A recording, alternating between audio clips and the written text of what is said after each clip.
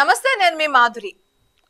మనకి గ్రాటిట్యూడ్ ఏ పనిలో అయినా సరే కూడాను మనం గ్రాటిట్యూడ్ చూపించాలి అని అంటారు.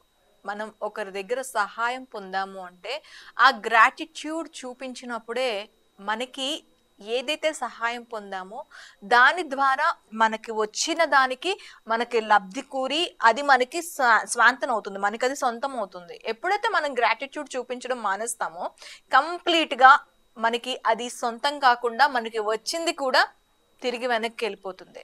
సో మనం ఇన్నిస్తున్న విశ్వానికి ఎప్పుడైనా థ్యాంక్స్ చెప్పామా?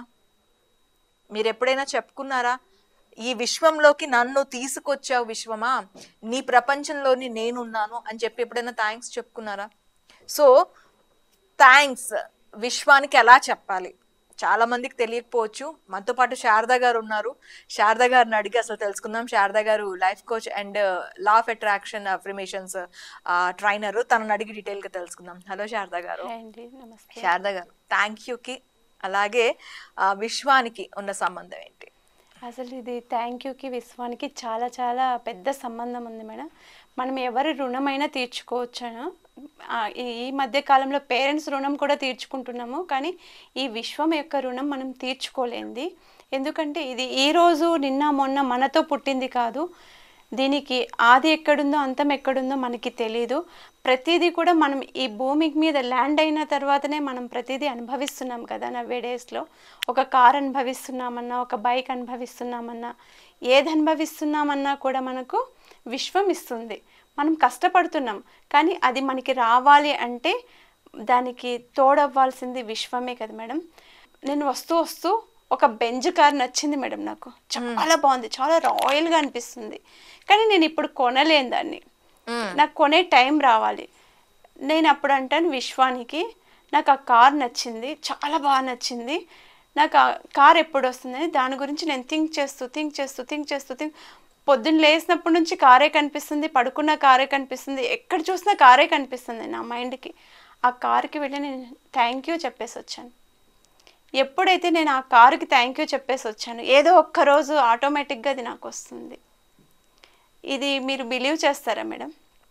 100%. మీకు ఇప్పుడు బంగారు గోల్డెన్ షాప్కి వెళ్తారు, మీకు ఒక మంచి జ్యువెలరీ నచ్చింది, అది చాలా అందంగా ఉంది, కానీ మీకున్న బడ్జెట్కి ఆ జ్యువెలరీ రావట్లేదు. ఇంకొన్ని రోజులు మీరు కష్టపడాలి అది రావాలంటే. కాబట్టి ఆ జ్యువెలరీ మీదే మనసు ఉంది, మీకు తీసుకోవాలని ఉంది, కానీ ఆ జ్యువెలరీని ఒకసారి బాగా పైనుంచి కింద వరకు చూసి థ్యాంక్ యూ చెప్పేసి రండి. నెక్స్ట్ ఇయర్ కంపల్సరీ మీకు ఏదో ఒక రూపంలో ఆ జ్యువెలరీ, అదే సెట్, అదే మోడల్, అదే డిజైన్ మీ దగ్గరికి ఎవరైనా గిఫ్ట్ ఇవ్వడమో లేకపోతే మీరే వెళ్ళి కొనుక్కోవడమో జరుగుతుంది. మీకు ఈ ప్రపంచంలో ఏ వస్తువు అయినా కనిపించినాయండి, మీకు నచ్చింది. ఇప్పుడు మీకు శక్తి ఉందనుకోండి, వెళ్ళి తీసుకొని వచ్చేసేయండి. ఒక్కొక్కసారి ఉండదు పరిస్థితులు, మన బడ్జెట్ తక్కువ ఉంటుంది, అది పెద్దగా ఉంటుంది వస్తువు, కాబట్టి మనం ఒక్కొక్కసారి రాదు. దాని మీద మనసు అయితే మనకుంది, కానీ మీరు ఒకసారి ఆ వస్తువుని చూసి థ్యాంక్ యూ. అది రోడ్డు మీద వెళ్తున్నా పర్వాలేదు, మీకు రోడ్డు పైన కనిపిస్తున్నా పర్వాలేదు, ఎక్కడ కనిపించినా పర్వాలేదు, థ్యాంక్స్ చెప్పేసి వచ్చేయండి. మీకు నెక్స్ట్ ఇయర్కి వెళ్ళా మీ డోర్లో ఉంటుంది అది. ఇది మీరు బాగా బిలీవ్ చేయాలి. థ్యాంక్స్కి అంత ఇంపార్టెన్స్ ఎందుకు ఉంది అంటే మేడం, మనము ఎక్కడి నుంచి మన తల్లిదండ్రులకి పుట్టాం, కానీ మన తల్లిదండ్రులు వీళ్ళే అని ఎవరు డిసైడ్ చేసుంటారు? భగవంతుడే డిసైడ్ చేస్తాడు. భగవంతుని చేతిలోనే బ్రహ్మే రాస్తాడంట కదా మేడం రాత. కానీ ఈరోజు నవ్వే డేస్లో మన రాతలు మనమే రాసుకుంటున్నాం, భగవంతుని రాతని ఫాలో అవ్వట్లేదు. మనము సుఖంగా ఉంటున్నామని అనుకుంటున్నాం, కానీ అదంతా యాక్టింగే. నిజమైన సుఖము అంటే ఎక్కడ ఉంటుందో తెలుసా మేడం? మనం ప్రతిదాన్ని ఆస్వాదించాలి, మంచి ఫుడ్ తినాలి, హెల్దీ ఫుడ్ తినాలి, హెల్దీగా బతకాలి.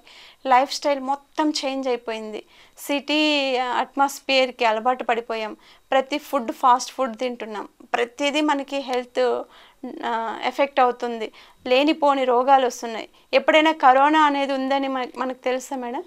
కానీ అప్పట్లో కూడా బోధి ధర్మ కాలంలో కూడా వ్యాధులు ఉన్నాయి మేడం, కానీ ఇంత సివియర్గా లేవు.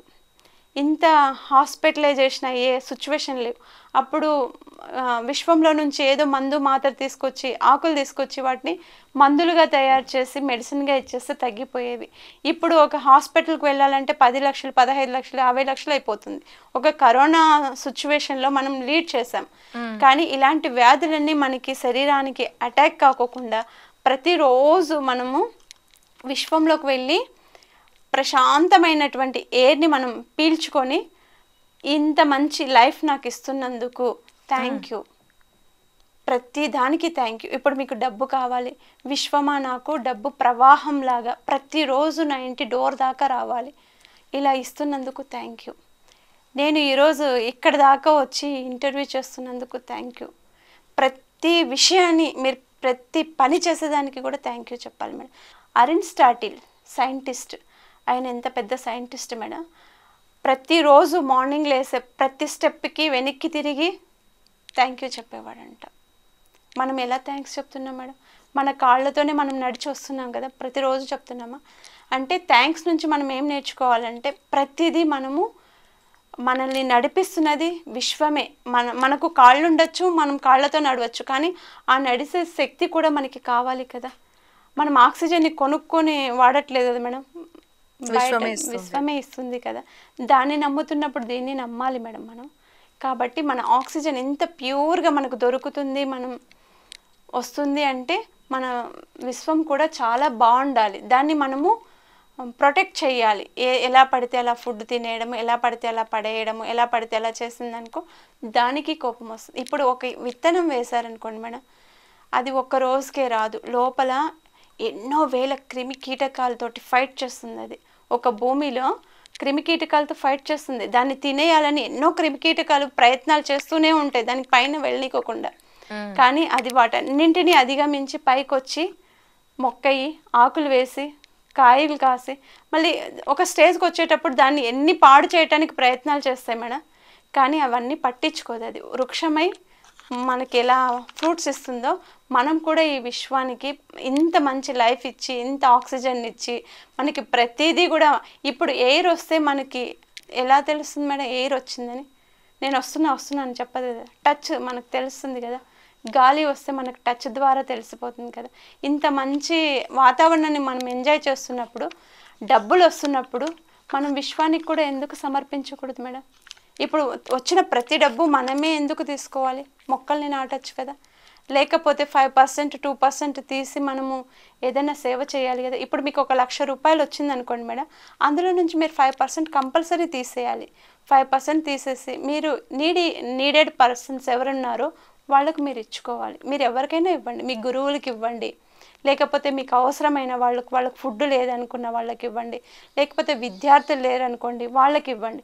ఇచ్చిన ప్రతి చోట నాకు ఇంత అవకాశం ఇచ్చినందుకు థ్యాంక్ యూ చెప్పాలి. దాని ద్వారా ఏమవుతుందంటే మేడం, మనం ఏదైతే విశ్వంలో ఇస్తామో దానికి 10 మనకి వస్తుంది. మీరు మంచి ఇవ్వండి మంచి వస్తుంది, చెడ్డ ఇవ్వండి చెడ్డ వస్తుంది. మీకు ఏం కావాలంటే అది ఇస్తే అదే వస్తుంది మేడం.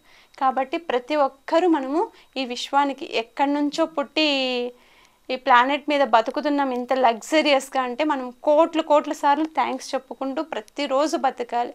మనం తినేటప్పుడు కూడా మనం థ్యాంక్స్ చెప్పుకోవాలి మేడం.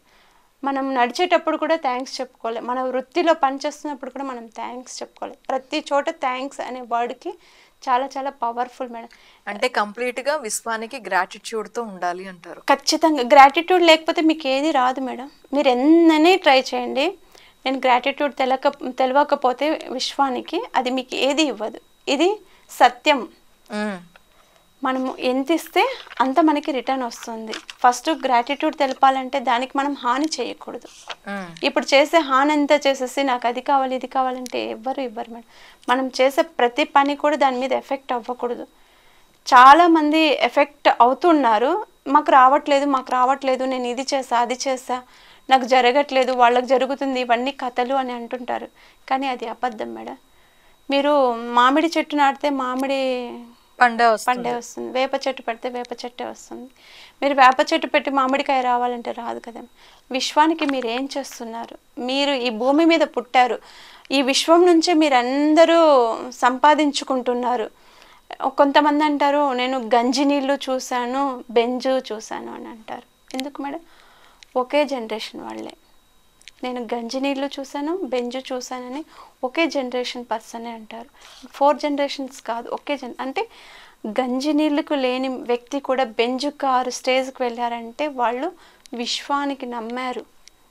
వాళ్ళు చేసే ప్రతి పనిలో కూడా విశ్వాన్ని వెతుక్కున్నారు. వాళ్ళు విశ్వం చెప్పే ప్రతి మనకి ఏదన్నా జరుగుతుంది అంటే సడన్గా ఎవరైనా వచ్చి మనకు సహాయం చేసేస్తారు మేడం.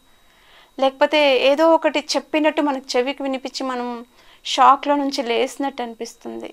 ఇవన్నీ ఎవరు చెప్తారు మేడం? మనకు విశ్వమే చెప్తుంది కదా. అంటే ఇది మన సైన్స్ ప్రకారం చూస్తే తరంగ ధైర్యాలు అనే లెసన్ ఉంటుంది కదా మేడం, చూసారా? ఫ్రీక్వెన్సీ మీద డిపెండ్ అయి ఉంటుంది. ఇక్కడ నుంచి శబ్ద తరంగాలు అక్కడ దాకా వెళ్తాయి అంటే గాలి ద్వారానే వెళ్తాయి కదా మేడం. గాలి కూడా అంత కూల్గా కామ్గా ఉన్నన్ని రోజులే మనకి అన్నీ బాగా జరుగుతుంది.